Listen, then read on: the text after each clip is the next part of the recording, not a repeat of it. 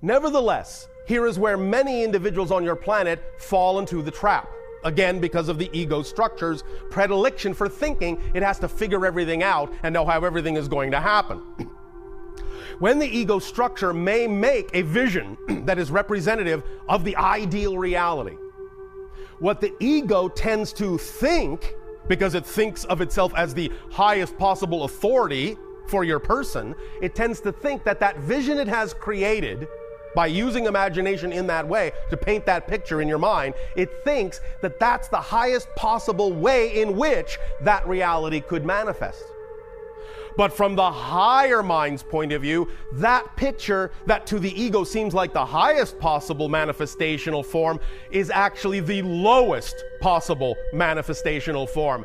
What to the physical ego is the ceiling, to the higher mind is the floor. It can go much higher than that, and in fact, it can actually go so high, so far, it can actually be beyond physical mind's capability of imagining how it could occur. That's why you do not need to insist. The physical mind and the ego does not need to insist that the picture it conjures up as a representation of the ideal scenario must be the exact way that it must manifest, otherwise something has failed, something has gone wrong. It is just used as a template to pass on to the higher mind the basic idea that represents, pay attention, the proper vibrational state of being that the physical being needs to experience in life in order to perpetuate its joy. The higher mind will take that template, take that representation, because after all, it exists in a template reality. It understands template language very well. That's its native tongue. Template symbols are its native tongue. It understands symbols very well. It will take that symbol and recognize that that symbol simply represents the proper state of being, the proper energy that needs to be created. And so the higher mind will then take that symbol and it will reach out to all the things it understands are available, all of the how can this happen sort of thing, and it will match those things to the proper template frequency and then bring that into the reality, the opportunities for the physical mind to act upon. But when the physical mind hesitates to act on the synchronicities that are brought to it because the ego says, I don't recognize that as the template I set up, and doesn't trust that the higher mind could have actually brought it the opportunity it wants in a different form other than what the ego determined it should be, it will refuse to act on those things. It will refuse to recognize those as opportunities. Those opportunities coming from the higher mind will even be invisible to the physical mind. It just simply won't even know they are even there to be acted upon.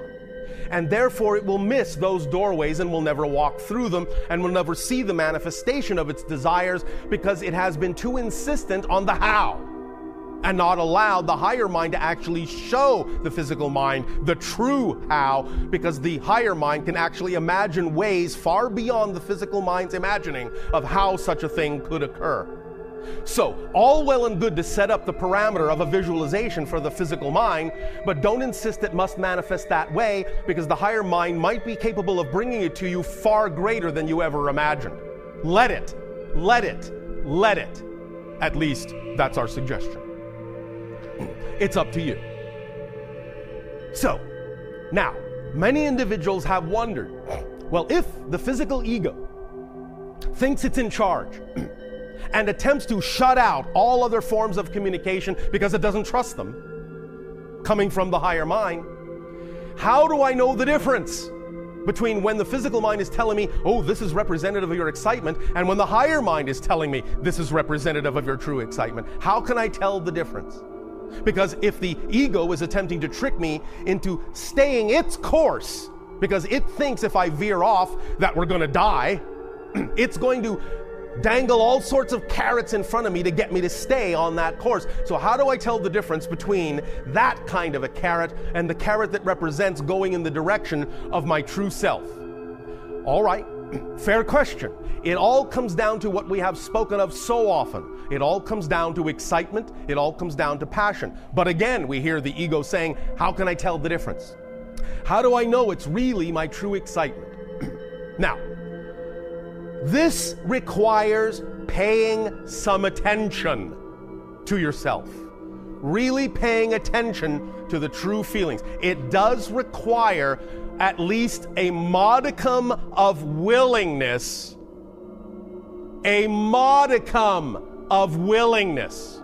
to tell the ego to shut the hell up. At least just for a moment, so that I can hear my true self.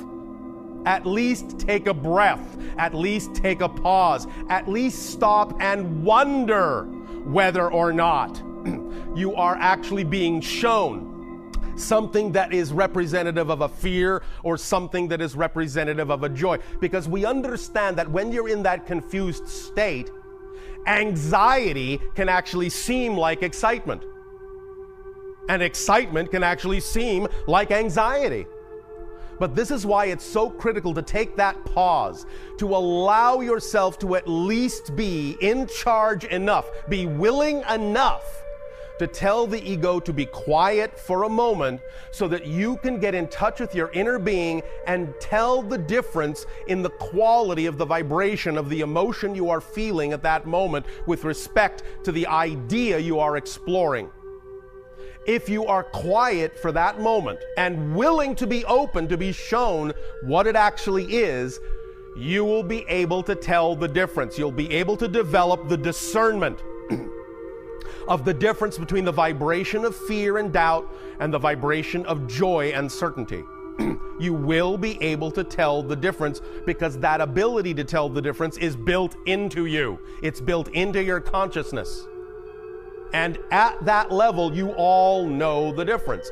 But if the ego is making too much noise, if it's not allowing you to stop and think, it does that specifically to prevent you from being able to tell the difference, because it's afraid that if you tell the difference, it won't be in charge anymore. And to the ego, that means death, because it doesn't believe the higher self really exists.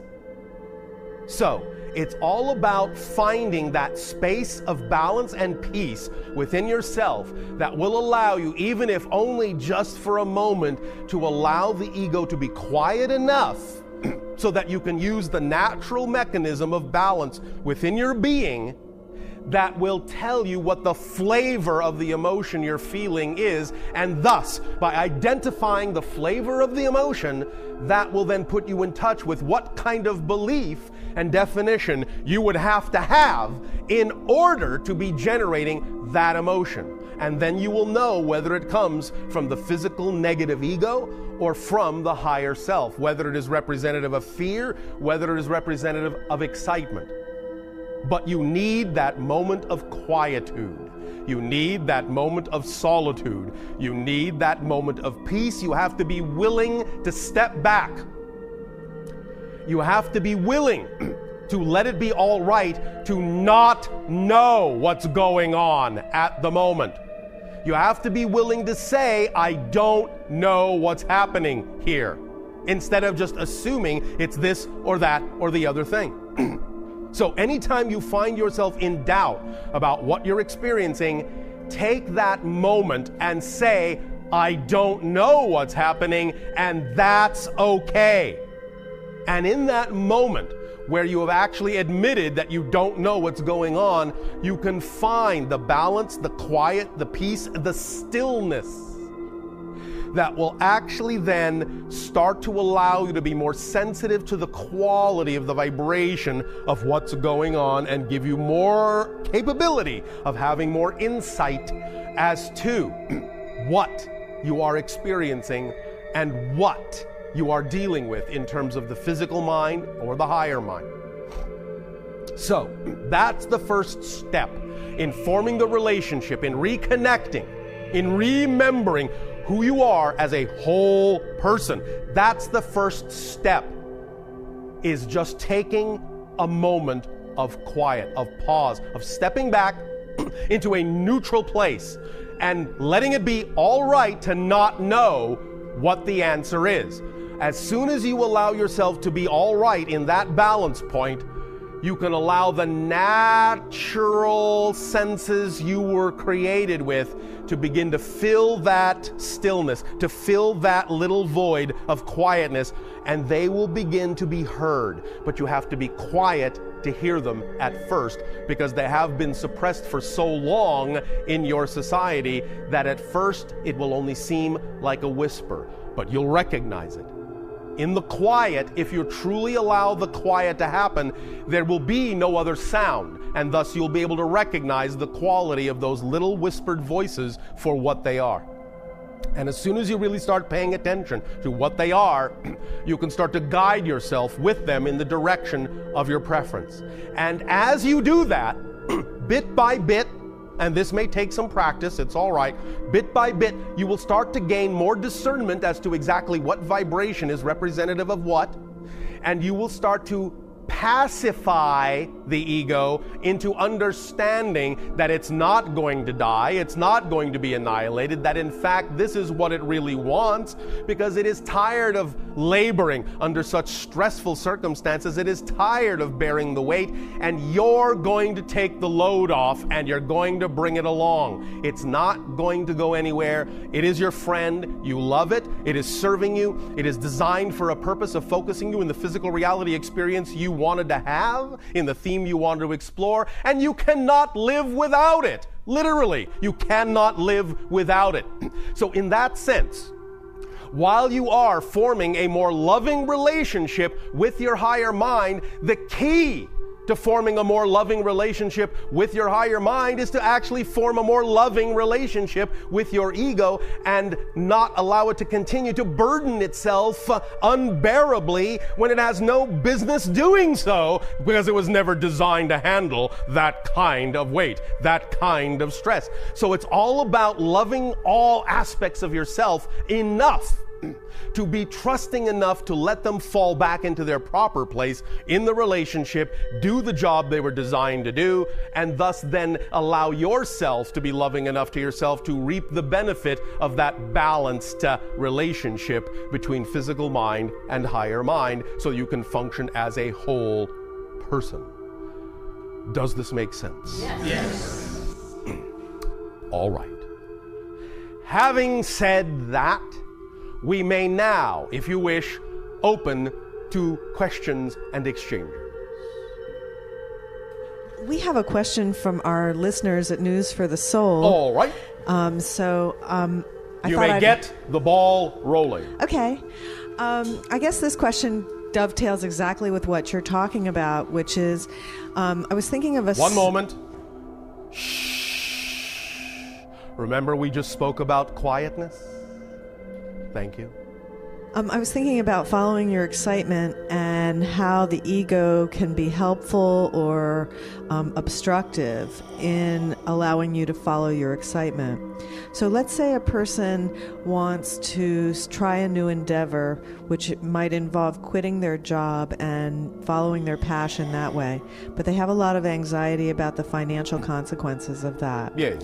And so how does this happen that the person is able to balance out the energy between their higher mind and their physical mind in order to be able to have everybody do their job appropriately in that scenario? First and foremost, as we have said, you must honor the belief system that is there to whatever capacity you feel it is necessary to do so. In other words, you give honor to the belief system that the ego has created and recognize that from the ego's perspective, it is valid.